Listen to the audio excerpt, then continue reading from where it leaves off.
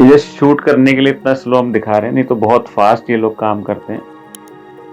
और देखिए कितना खूबसूरत तरीके से फ्रेम तैयार हो रहा है। अभी जस्ट एक ढांचा तैयार हो रहा है, जिसके बाद कंप्लीट जब होगा, जब हम आपको दिखाएंगे आगे। क्योंकि जब हम टिम्बर मार्केट में गए, हमने देखा वहाँ पे बहुत सारे लोग काम तो कर रहे थे, हाथों से भी कर रहे थे और बहुत सारी मशीनों से भी कर रहे थे, लेकिन जो एडवांस मशीनरी से लोग काम कर रहे थे उनकी स्पीड भी ज़्यादा थी और जाहिर सी बात है कि कहीं ना कहीं फिनिशिंग का भी फर्क था। तो एनएस फर्नीचर में हमने देखा कि बहुत सारी चीज़ों का वो ध्यान रखते हुए वहाँ काम हो रहा था। देख कहाँ हाथों से ड्रिल करना और अब मशीनों से ड्रिल करना कितना फर्क आ गया वर्किंग स्टाइल के अंदर। ये सा मशीन थी, जिसे आरा मशीन भी कहते हैं। यहाँ पे कटिंग हो रही थी और एक एक मतलब फिक्चर्स सेट किए हुए थे कि उतनी दूरी पे ही वो चीज कटिंग होगी, और इस तरीके की सा भी थी। मुझे शायद इस मशीन के बारे में इतना नहीं पता कि मशीन कौन सी थी, क्योंकि हम लोग इंडस्ट्री में तो जाते हैं, लेकिन कहीं ना कहीं हम लोग को इतनी हर मशीन की जानकारी होना थोड़ा सा मुश्किल भी लगता है। और देखिए किस तरीके से screw, self tapping screw use किए जाते हैं। अच्छा, इतना फाइनेस्ट आपको दिखाने का हमारा मकसद यही है कि जो फर्नीचर को आप घरों में और अपने ऑफिसों में यूज कर रहे हैं, कभी उनके बारे में सोच के देखिए कि आखिर देखे तो बहुत हैं लेकिन बने कैसे होंगे। तो हमारी कोशिश है जीएम इंडस्ट्रीज के इंडस्ट्री इनसाइड में कि हम आपको दिखाएं कि जो चीजें आप यूज कर रहे हैं वो बनी कैसे हैं, और जो चीजें बनाई जा रही हैं कहीं ना कहीं उनमें हर चीज का ध्यान रखा जाता है। देखिए बैलेंसिंग का कीजिए, और सबसे बड़ी बात है मजबूती का ध्यान रखते हुए। अभी एक तरह का सिर्फ ढांचा तैयार हो रहा है। कहीं ना कहीं सोफाज के अंदर पहले देखा होगा या अभी भी यूज होती हैं, स्प्रिंग्स भी यूज होती हैं, और इस तरीके की प्लास्टिक भी यूज होने लगी हैं, क्योंकि हर किसी का अपना एक कंफर्ट होता है, हर किसी का एक अपना तरीका होता है काम करने का। लेकिन मजबूती के लिए देखिए कितनी सारी पिन्स इन्होंने की हैं इसके अंदर। क्योंकि हम जब भी कभी फर्नीचर वगैरह परचेज करने जाते हैं तो हमारा एक ही सवाल होता है कि भैया मजबूत रहेगा, चलेगा कि नहीं चलेगा, कितने साल चलेगा। तो एनएस फर्नीचर में मैंने देखा कि वहाँ मजबूती का भी ध्यान रखते हैं और क्वालिटी का भी ध्यान रखते हैं, हर चीज़ का ध्यान रखते हुए चीज़ें बन रही थी। और सिर्फ सोफ़ा या बेड ही नहीं, बहुत सारी और भी चीज़ें बन रही थी, जैसे ये शोकेस के लिए कुछ चीज़ें बनाई जा रही थी। आज से अगर 10 से 15 साल पहले पीछे चले जाएं तो ये लकड़ी के अंदर इस तरीके काम करना, इस तरीके शेप देना अपने आप में टफ था। लेकिन जब से इंडस्ट्रियल रेवोल्यूशन आया है तो स्पीड के साथ साथ फिनिशिंग और एक्यूरेसी हर चीज बेटर हो गई है। और सबसे बड़ी बात है कि प्रोडक्शन, अगर हम बात करें तो एक फर्नीचर बनाने में 4 से 5 दिन लगते थे, लेकिन आज आज हम देख पा रहे हैं, मैं अभी एनएस फर्नीचर में देख रहा था, ये सुबह से लेके शाम तक एक सोफा सेट पूरा कंप्लीट तैयार कर देते। अच्छा, टिम्बर मार्केट के अंदर जरूरी नहीं है कि आप सिर्फ सोफा या फर्नीचर के लिए आए, घर की बहुत सारी और भी चीजें यहाँ तैयार हो रही थी। आजकल ना एक ट्रेंड आ गया दोबारा से लकड़ी का। लोग घरों के अंदर ना बहुत सारी लकड़ी की चीजों को इस्तेमाल करते हैं, और खूबसूरत डाइनिंग टेबल, और देखिए डाइनिंग टेबल का फ्रेम बन रहा था, और कहीं ना कहीं और डाइनिंग चेयर्स, बहुत सारी चीजें, मतलब अपने आप में एक लकड़ी हमारे घर की ना एक आम जरूरत है। और आप कितना भी पैसा खर्च कर लीजिए घर बनाने में, लेकिन अगर लकड़ी का सामान नहीं है, लकड़ी का फर्नीचर नहीं है, तो आई थिंक मुझे नहीं लगता कि वहाँ की कभी भी कोई खूबसूरती इतनी निकल पाती है।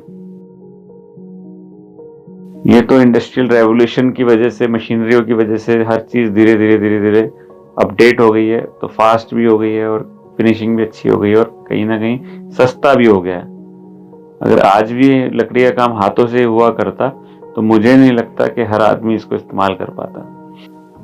देखिए मजबूती के लिए कितने हैवी स्क्रूज यूज किए जाते हैं, ताकि आपका फर्नीचर जब आप लेके जाएं तो आई थिंक ड्यूरेबल भी रहे।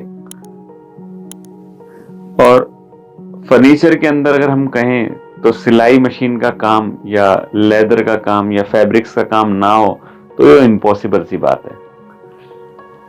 तो आज भी फर्नीचर के अंदर बहुत सारे काम होते हैं, जैसे कि पॉलिशिंग और कुशनिंग और कुशन करना।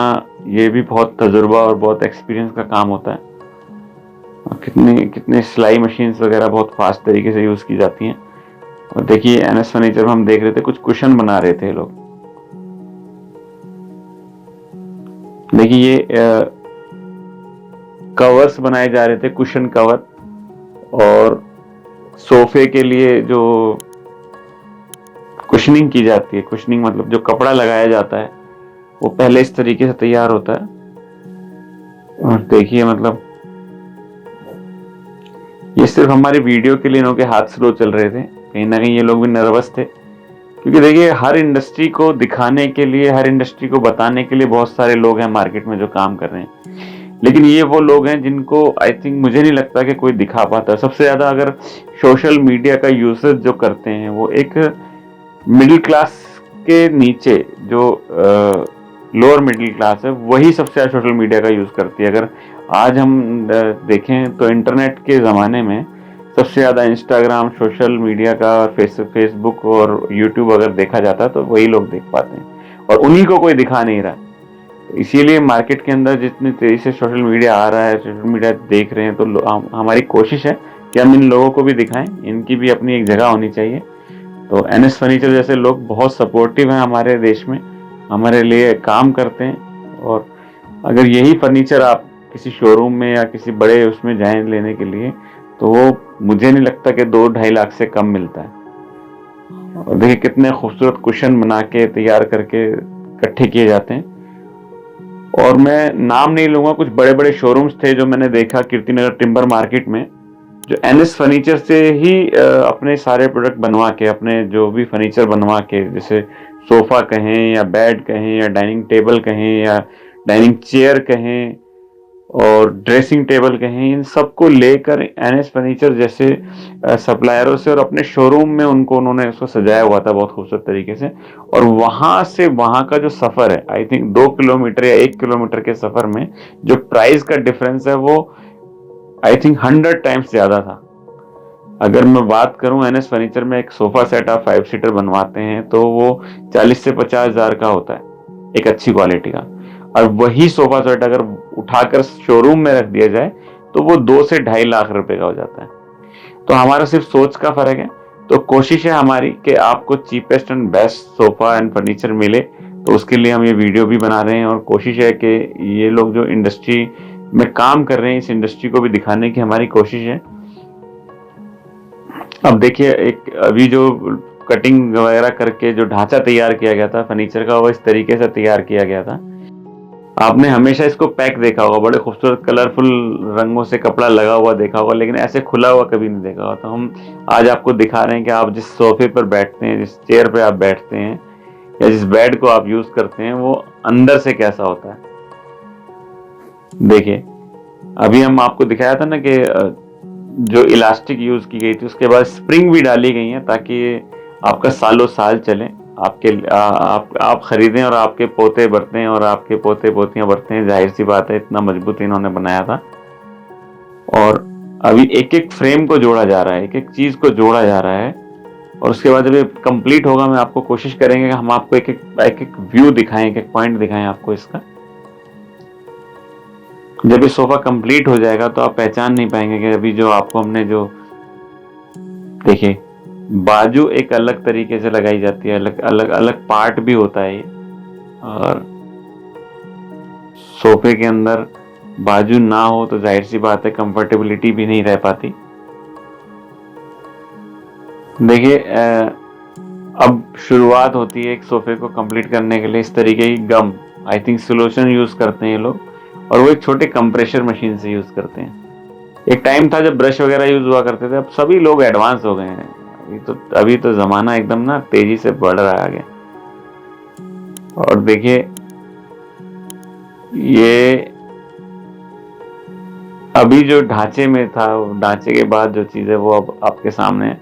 और मैं आपको बताऊं, एनएस फर्नीचर के मालिक मिस्टर नफीस वहां पर थे, और वो ना क्वालिटी चेक में ना कोई कॉम्प्रोमाइज नहीं कर रहे थे। मैंने देखा उनको, वो एक एक चीज ना खुद चेक कर रहे थे, क्योंकि जो आप तक पहुंचे तो उसमें कोई कमी ना रहे। ये जस्ट गमिंग हो रही है, उसके बाद गमिंग हो रही है, उसके बाद इसके ऊपर खूबसूरत तरीके से फोम वगैरह लगा दी गई है और आगे भी जो बचा हुआ काम है वो किया जाएगा। देखिए इंस्टेंट काम होता है। अब गया जमाना के आप इसको लगाइए सूखने का टाइम लगेगा, नहीं। ये देखिए फटाफट लगाया और काम खत्म।